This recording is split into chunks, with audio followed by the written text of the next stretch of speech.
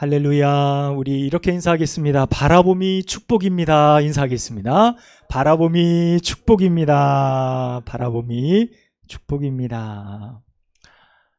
네, 바라봄 시리즈 세 번째의 말씀 우리가 함께 나누려고 합니다. 예배를 쭉 인도하면서 말씀 빨리 전하고 싶다 이런 마음이 계속 듭니다. 말씀을 준비하는 사람으로서 잘 준비된, 열심히 준비된 말씀을 이렇게 붙들고 있으면 이 말씀 가운데 은혜가 있었으면 좋겠다. 말씀을 들을 때 하나님이 그들의 심령을 풍성하게 채우시면 좋겠다라는 기대감이 막 있어요. 그래서 말씀을 전할 때 여러분, 나에게 주시는 말씀이라면 아멘 하시고 끄떡끄떡도 하시고, 그렇게 해서 말씀에 반응하고 말씀에 함께 이렇게 기뻐하며 하나님 말씀을 나누고자 합니다. 자, 바라봄 시리즈 세 번째 말씀은 모세입니다.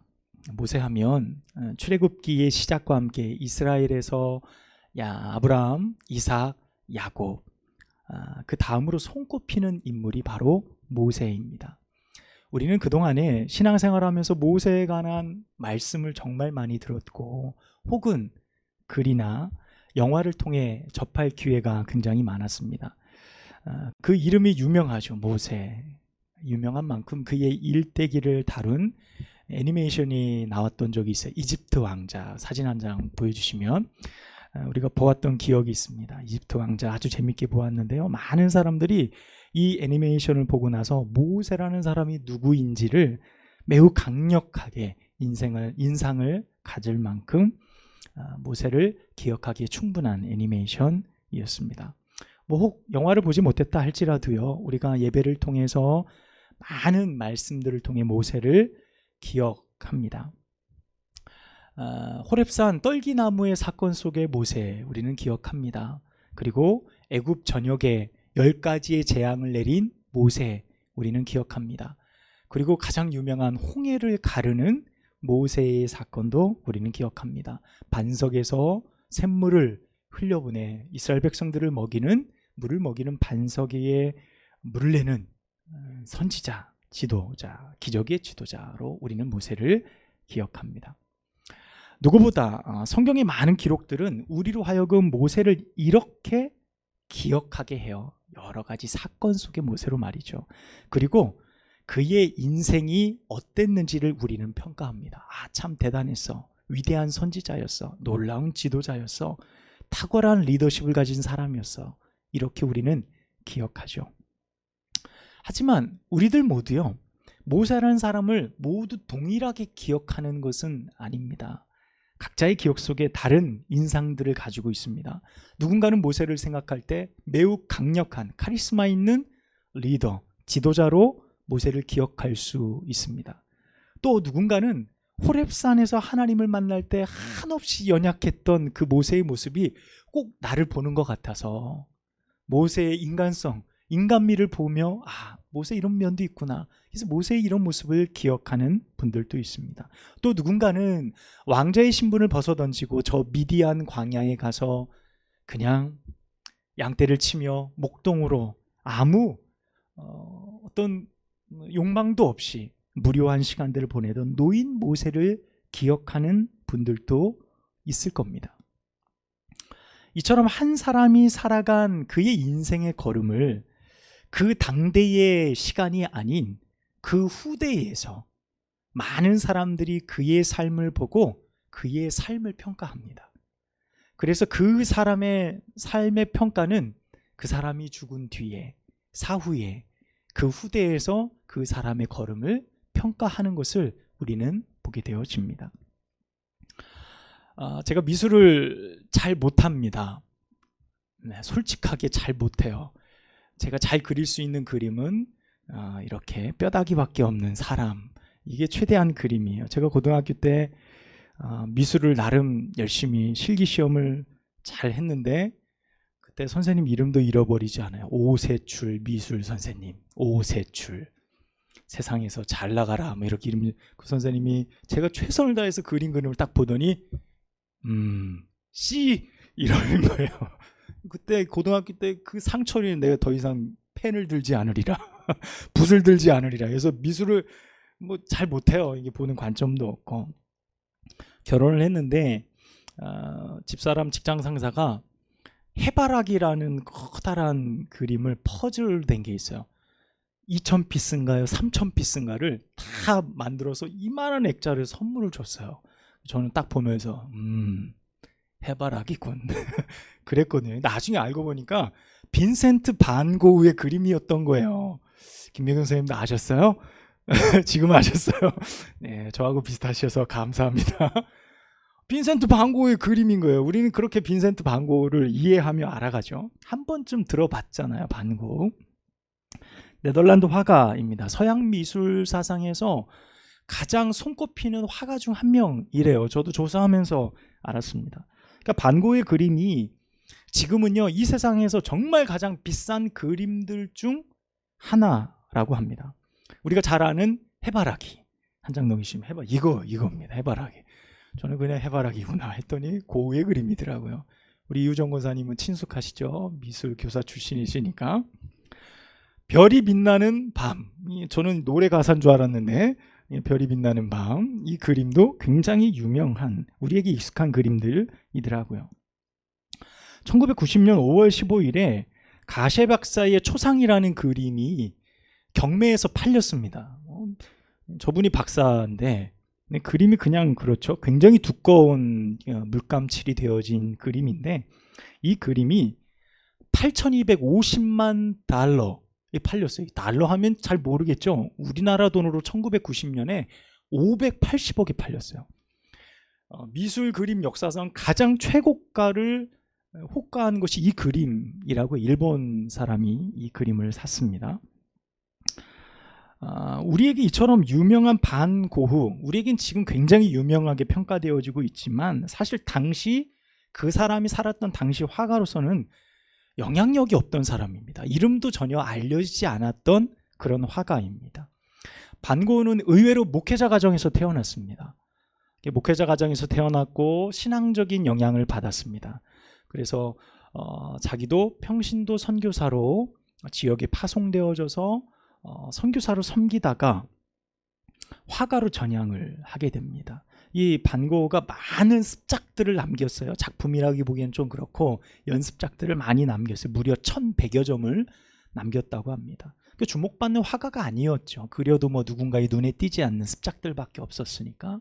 또한 문제가 정신질환을 앓고 있었어요. 정신질환이 있어서 일상생활도 충분히 할 수 없습니다. 제약이 많아서 가족들이 야, 너 이것저것 할 것 없이 그냥 집에 와라. 그리고 정신병원에 좀 입원하는 게 어떻겠니? 라고 권면할 만큼 그의 상태가 그리 좋지 않았습니다. 그는 작품 활동을 하는 것, 정식 작품이 약 900여 점이고요. 습작이 약 1,100여 점이라고 합니다. 그것을 다 남겨두고 1890년 7월 27일에 밀밭에서 자신에게 총을 쏘게 됩니다. 자살을 한 거죠. 총에 맞아서 고흐는 이틀 뒤에 자기의 동생인 테오의 품에서 죽게 됩니다. 학자들은 고흐가 스스로 자살하지 않았다. 여러 말이 많지만 어쨌든 고흐가 죽었어요. 그가 죽은 뒤에 약 2,000편의 작품을 남겼습니다. 900여의 작품과 습작이 1,100편.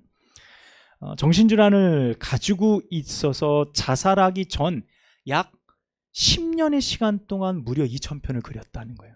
10년 동안, 그의 인생의 그 시간 동안. 그가 살아있을 때는 성공을 거두지 못한 화가였습니다. 인정받지도 못했고요. 그런데 그가 죽은 뒤에 그의 작품들이 시대가 지나면서 조금씩 인정받기 시작했습니다. 특히 1901년 3월 17일에 파리에서 그가 그린 작품이죠. 71점이 전시가 되어졌는데 그때 전 세계의 사람들이 굉장히 많은 호평을 받게 됩니다. 그래서 세계적인 명성을 얻는 화가로 발돋움할 수 있게 되었습니다. 우리가 읽은 히브리서 11장을 우리가 소위 믿음장이라고 불러요. 믿음의 사람, 믿음으로 누구는 이런 말들이 쭉 나옵니다. 그래서 히브리서 1장의 11장 1절에 보면 믿음은 바라는 것들의 실상이요 보이지 않는 것의 증거다라고 이렇게 말씀해요. 그래서 선진들은 여기서 믿음으로 살아간 사람들이 이로써 증거를 얻었다, 믿음으로 증거를 얻었다라고 이야기하고 나서 믿음이 무엇이고 믿음으로 누구는 이렇게 살았고라는 말을 시작하게 되어진다는 거예요. 여러분, 그리고 4절 말씀에 뭐라고 시작됩니까? 등장하는 인물이 이제 나와요. 아벨은, 믿음으로 노아는, 에녹은, 아브라함은, 이삭은, 야곱은, 요셉은, 그리고 믿음으로 모세는. 여러분, 이 11장에 무려 믿음이라고 이야기하는 사람이 15명이 등장하고요. 그리고 그 뒤에 보면 내가 더 이상 지면이 할애할 수 없을 만큼 더 많은 사람이 있지만 다 기록할 수 없다라고 말을 맺게 되어져요. 이 히브리서 11장의 주된 특징이 뭐냐면 자신의 위대한 믿음의 조상, 믿음의 사람들이죠. 그 사람들이 열거할 만큼 정말 많은 사람들이 있는데 이 믿음의 선조들의 삶을 후대에서, 이 히브리서를 기록한 저자와 같은 후대의 사람이 그들의 삶을 재평가했다는 거예요. 모세의 삶을 재평가하고 에녹의 삶, 아브라함의 삶을 재평가했다는 겁니다. 그 당대의 삶이 어떨지 모르지만 후대의 자손들이 바라볼 때 아브라함의 삶이 이랬을 것이다라는 재평가가 히브리서 11장의 말씀이라는 겁니다. 여러분, 먼저 나온 아벨입니다. 여러분, 아벨은 아담의 아들이죠. 창세기 이야기예요. 태초의 시작의 말씀이에요. 그때 아벨이 어떤 마음으로 하나님 앞에 예배를 드렸는지 우리가 어떻게 합니까? 우리가 어떤 마음으로 그가 예배를 드렸는지 어떻게 인터뷰할 수 있겠어요? 그 마음을 알 수 있겠습니까? 우리가 알 수 없지만 여러분, 분명한 사실이 뭡니까? 가인보다 더 나은 제사를 드렸다는 것은 우리가 분명히 알 수 있어요. 그러니까 후대에서 아벨의 예배를 볼 때 하나님 앞에 예배를 드린 것은 아벨의 행위가 믿음의 행위였다라는 정당한 평가를 내리고 있다라는 것을 볼 수 있어요. 여러분, 아브라함도 마찬가지입니다. 그가 살아갔던, 그가 선택했던 삶의 모양들을 보면 실수도 많았어요. 자기 아내를 누이라고 하질 않나, 사람들을 속이질 않나, 이게 아브라함의 모습들이었거든요. 꾸미지 않은 그의 모습입니다. 그럼에도 불구하고 그가 여전히 하나님이 원하시는 길에 머물렀고 하나님의 약속을 기다려 결국 믿음의 사람의 반열에 오르게 된 것, 그걸 바라볼 때에 히브리서 기자는 어떤 겁니까? 믿음의 조상이다, 믿음으로 살아갔던 사람이다라고 재평가하고 있는 것을 봅니다. 오늘 우리가 만나는 모세도 같은 맥락에서 우리가 이해해 볼 수 있습니다. 히브리서 기자는 모세가 태어났던 엄중한 시기로부터 말씀을 시작합니다. 믿음으로 모세가 태어났을 때에 그의 부모가 그를, 왕의 명령을 어기고 그를 감추어뒀다, 3달 동안. 이 말이 뭡니까? 당시 애굽 바로의 왕, 요셉을 알지 못하는 왕이 태어나서 이스라엘 히브리 민족을 박해하기 시작하죠. 요셉으로 그 나라의 애굽에 와서 정착하며 약 300만 이상의 인구가 되어졌을 때 이게 뭐야, 타민족이 우리 민족보다 더 커지게 생겼네, 두려움을 느꼈던 그 왕이 히브리 민족을 이방 민족으로 찍고 그를 노예 삼죠. 그런 많은 어려움들이 있어요. 남자아이가 태어날 때마다 영아 학살 정책을 펼치잖아요. 히브리 남자아이는 다 죽여라. 그 상황 속에 요게벳과 아므람이 모세를 3달 동안 숨겨 양육합니다. 3달이 지날 무렵 더 이상 아이를 집에서 키울 수 없는 상황이 됩니다. 그래서 갈대 상자에 모세를 담아 나일강에 띄어보내게 되죠. 그렇게 공주의 손에 건져졌죠. 그것이 모세의 이름의 뜻 아닙니까? 건지음을 받다라는 게 모세의 이름의 뜻입니다. 공주의 아들로 이집트의 왕자로 40년, 그리고 미디안에서 양을 치는 목동으로 40년, 이스라엘의 지도자로 호렙산에서 하나님 앞에 선택되어져서 40년의 세월 보낸 것이 모세의 일생입니다. 그래서 우리가 기억할 때 40, 40, 40. 히브리서를 기록한 후대의 자손들은 120년의 모세의 삶을 모세가 하나님의 상을 바라보고 살아간 인생이다, 이렇게 확 확증하고 있습니다. 오늘 우리가 읽은 본문이 바로 그 말씀입니다. 오늘 말씀에 보면 26절 마지막 끝에 보면 뭐라고 돼 있습니까? 더 큰 재물로 여겼으니 이는 상 주심을 바라봄이라 라고 26절 끝에 말씀하고 있어요. 그러니까 모세가 살아간 모든 삶의 귀결점은 하늘의 상을 바라본 삶이었다라고 결론 지었다는 거예요. 자, 그런데 여러분, 이 말씀에 여러분은 동의하십니까? 모세가 그렇게 살았다라는 결론적인 이 말을 우리가 들을 때에 여러분 동의하세요? 반응이 있으셔야 제가 계속 하는데 동의하십니까? 하지만 여러분, 우리가 이 본문을 읽고 듣고 우리는 히브리서 기자는 결론적으로 그 말을 그것에 확정지어서 말씀을 기록했지만 사실 우리는 그 확신에 도달하기까지 해결해야 될 질문들이 있는 거예요. 여러분, 질문이 이겁니다. 그는 정말 자신이 걸었던 120년의 세월 동안 세상의 재물보다 하나님을 바라봤고 애굽의 화려한 보화보다 자기 민족과 함께 고난을 받는 것을 더 귀히 여겼을까? 그 당시의 말이죠. 정말 상을 바라보며 살았을까라는 질문입니다. 도리어 하나님의 백성과 고난을 받고 잠시 죄악의 낙을 누리는 것보다 더 좋아하고요. 그리스도를 위해 받는 수모를 애굽의 모든 보화보다 더 큰 재물로 여겼다라는 오늘 이 히브리서의 기자의 말처럼 모세가 그런 삶을 살았을까라는 질문인 거예요. 우리는 그 답을 얻기 위해서요, 특별히 히브리서의 결과에 다다르기 전에 우리는 모세의 삶을 조금 더 살펴볼 필요가 있습니다. 먼저 모세는 애굽 공주의 아들로 40년의 세월을 살았습니다. 여러분, 공주의 아들로 살아간 애굽 왕자의 삶은 어땠을까요?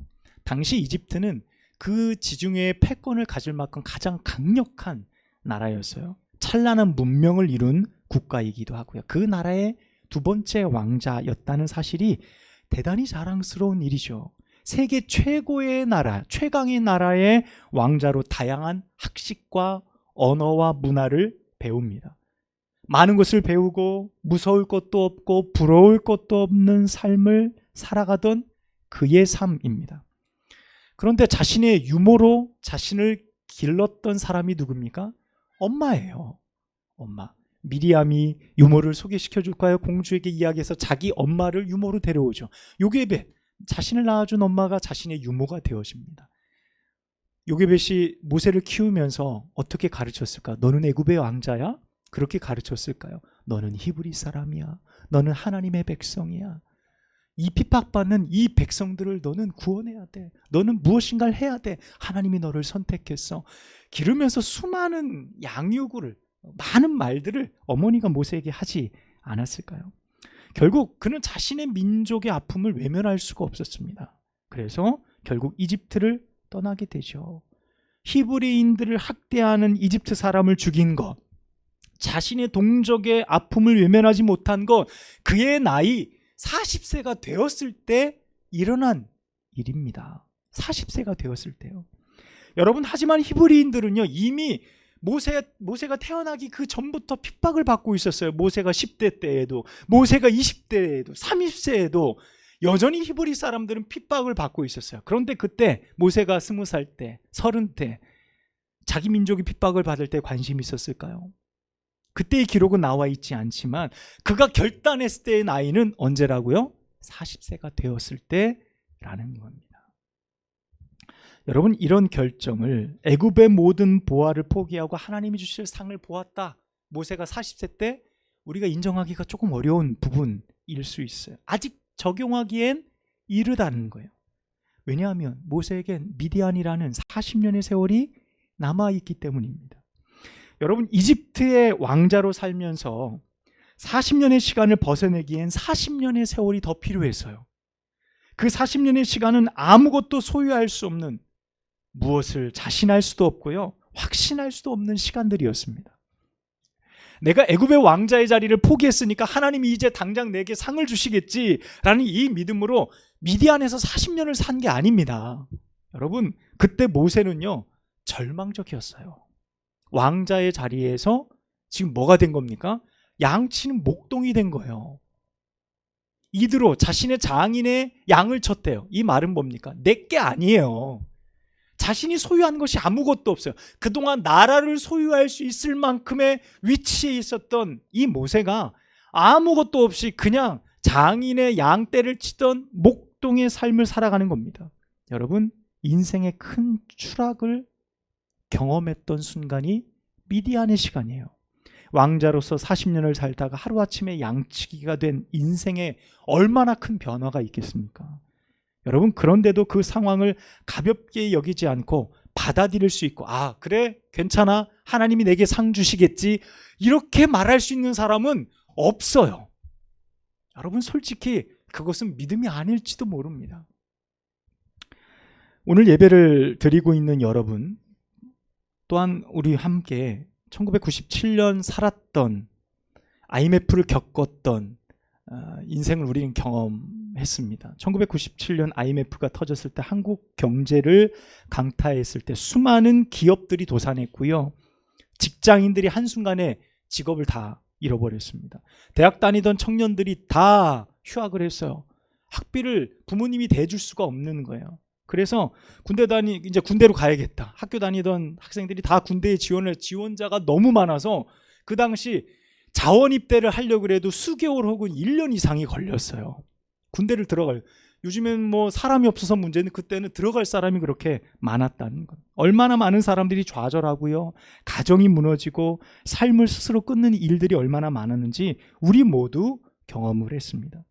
여러분, 모르긴 몰라도요, 인생에 커다란 변화가 찾아왔을 때 그것이 내적이든 외적이든요, 내게 이런 일들이 왜 일어났는지 우리는 고민할 수밖에 없어요.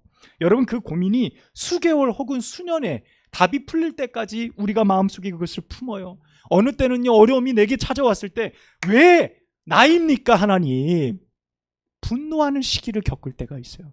왜 하나님, 제가 성실하게 살아왔는데 이 어려움이 내게 오는 겁니까? 분노하는 시간으로 몇 년을 보내요. 그렇게 분노하다가 어떻게 됩니까? 자포자기해요. 아유, 그래, 변하지 않는구나, 여전하구나, 그러면서 자포자기하게 몇 년. 그렇게 환경이 지나가면서 사람이 어떻게 됩니까? 그 환경을 받아들이기 시작해요. 그리고 순응합니다. 여러분, 모세가 몇 년 걸렸을까요? 왕자에서 양치기의 삶을 받아들이기까지요?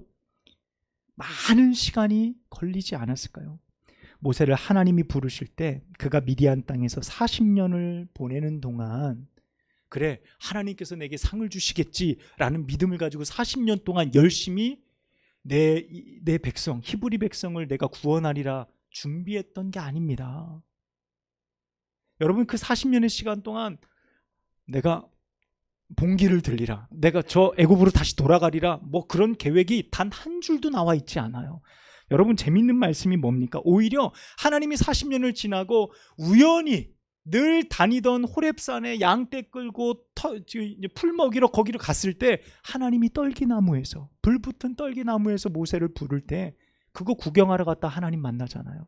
그리고 나서 하나님이 모세에게 말씀하시죠. 내가 너를 애굽에게 보내겠다라고 말할 때 모세 뭐라 그럽니까? 예, 하나님, 제가 40년 동안 준비됐습니다.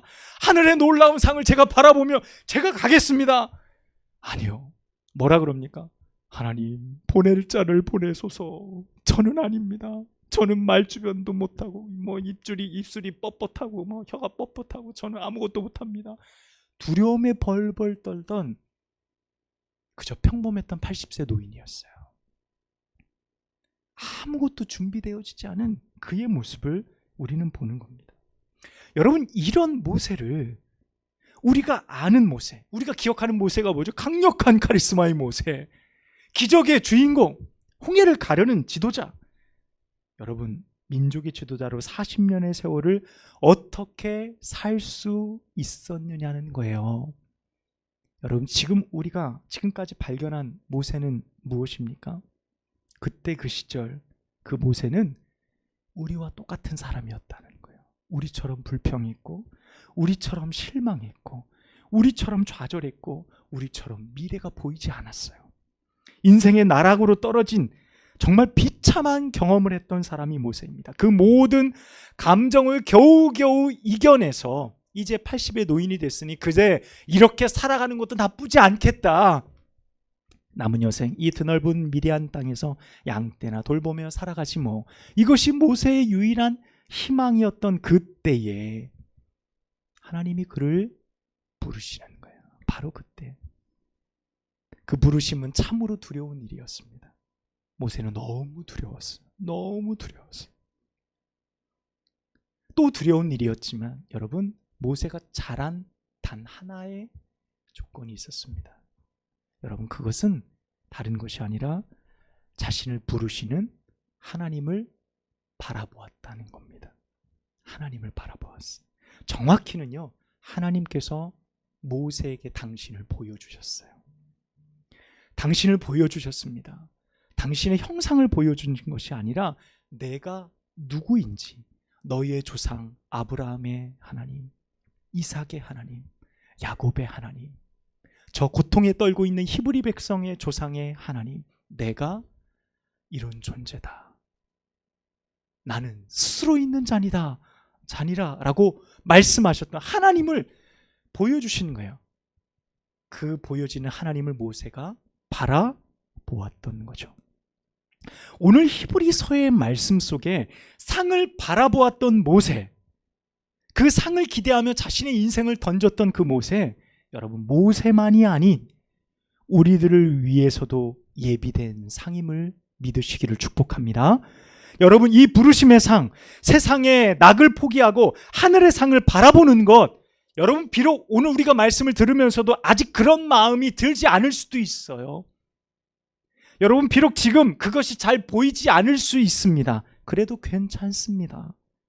모세도 처음부터 그것을 바라볼 수 있었던 것은 아니기 때문입니다. 다만 히브리서가 모세를 이렇게 평가한 이유는 결론적이에요.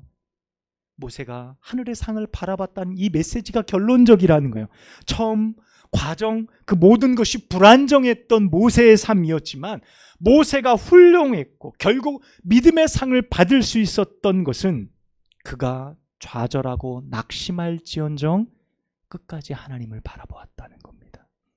그가 넘어질지언정 하나님을 끝까지 붙들었다는 거예요. 그것이 하늘의 상을 받을 수 있었던 모세의 유일한 믿음의 행위였음을 오늘 히브리서는 우리 가운데 말해주고 있습니다. 할렐루야. 여러분, 힘들어도요, 우리의 인생이 낙심이 되어도 사람들 그 상처로 인해 많은 어려움 속에 놓여질지라도 때로는 혼자여서 너무나 외로울 수 있어요. 그럼에도 불구하고 우리의 삶 속에서 하나님 바라보는 것, 이것 하나 포기하지 않는다면 우리도 모세처럼 하늘의 아름다운 상을 기대할 수 있지 않겠습니까? 여러분, 그 바라봄이 결국 모세로 하여금 세상의 낙을 포기하게 한 겁니다.